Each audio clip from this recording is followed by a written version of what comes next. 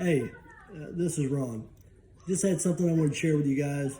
I'm bad about trying to reinvent the wheel.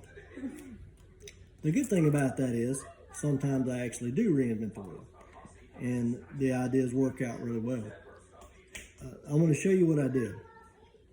I have a couple of glow engines, and you guys that know more than I do, or that have glow engines, you know that your little igniter does not last long, and it's aggravating, especially if you're trying to play with your engine, get it tuned right, and you're having to start it multiple times. So I'll tell you what I did. I ordered this little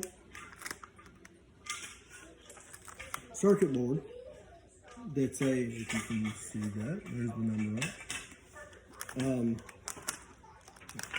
And what it is, I ordered several of them actually. This is the circuit board. So what it is a little DC to DC reducer. And so I got the idea to take a regular LiPo battery, and this is just an old 4S that I had laying around, and I use a circuit board to reduce the power. I'm going to plug it in, and I'm going to let you see. This is the output power. I've just got it kind of regulating there. There you go. Okay, so I got 1.7 volts out, right? Click it one time, that's my input power. So this battery is running about, what, 16.7 volts. I calibrated this little circuit board, and I'm going to make you another video of how to set this little circuit board up, because it is a cool thing. And I actually had a Corsair that put one of these on. I had a 30cc Moki engine, and I put it on there, so I had an onboard igniter. It really is what I had. So I could just flip a switch, and it would heat my glow plug up, and then after the motor started, let it warm up and turn it off.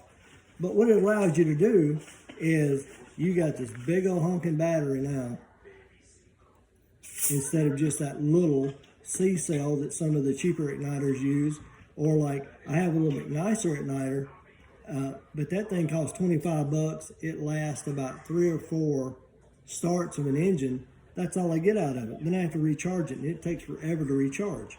So what you got is I just put a plug on there, right? EC3, whatever plug you want to use is cool. Ain't no big deal. On the output side of the negative, I just put me a little alligator clip, and I'm going to clip that right onto the glow plug, right? On the positive side of the output, which is what, 1.7 volts, and you can set that at whatever voltage you want. So, but I've got it, I think this board will range from like 1 volt up to 30 or 40 volts, I think. But I've got it set at 1.7, and on the positive side, I just have this little connector, and I'm going to put it right on the glow plug. And what happens? Isn't that pretty? It will stay like that till it burns out, or as long as I want it. Nice and hot, right? Make a motor fire right up. Me not knowing much about glow plug engines, I sit there with this 30cc Moki engine. You know, Moki is the top of the line RC engine.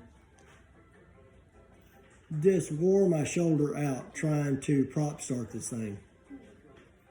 Come to find out, I called the guy I got it from, and I got it from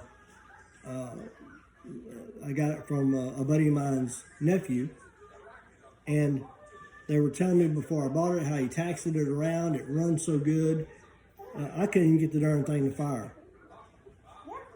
Come to find out, all it was my little, I had a little cheap igniter that you just replace the C-cell battery in. The igniter wasn't getting hot enough to make my glow plug light up so it would fire. And I mean, for a couple of days, I piddled with this thing and wore my shoulder out, literally trying to prop start it. And I think it's got an 18-inch prop on it. So I said, well, I talked to the local hobby shop. I say local, a couple of towns away. And he didn't have any suggestions, really. He said there's not much to tuning one. So I did some digging around, found the specs on this particular engine, and tuned it just like they said, the start tune on it. And then while I was there, I said, you know what? I'm just gonna buy another igniter just because. And I bought that little rechargeable igniter from him. I hooked the igniter up. I charged it. I had to charge it overnight. I hooked it up. That's my wife. I hooked it up. 2 flips of the prop and the thing fired up. Made me feel like a bona fide idiot. All it was my glow plug wasn't getting hot. That's all. That's it. The motor runs like a scalded dog. I love that motor. And all it was my little glow plug wasn't getting hot. So what we got, let's just recap. We've got my little DC, it's a DC in, DC out circuit board. And there's my 1.7 volts is what I got it set at. Your little single cell batteries, C cells, D cells, A's, triple A's, double A's, they're all 1.5 volts. So I just set it just a tad high. Why? Because that's just me. I just wanted it to get extra hot without burning the coil out. So what do we have? We have kind of an endless, this battery will, I'll have 20 or 30 starts on this battery at least. And then what, takes a couple hours to charge it back up. So here we are, we've got our igniter. To me, that's a whole lot better. And if you want to get fancy like I do, put this thing on your plane. It's lightweight, it fits. You can hook any size battery you want to up to it. A little 2S, a 3S, like when I was running the Corsair with the circuit board, I had a little 3S 1800 milliamp battery. In comparison, it weighed nothing. Didn't affect the flight of the plane at all.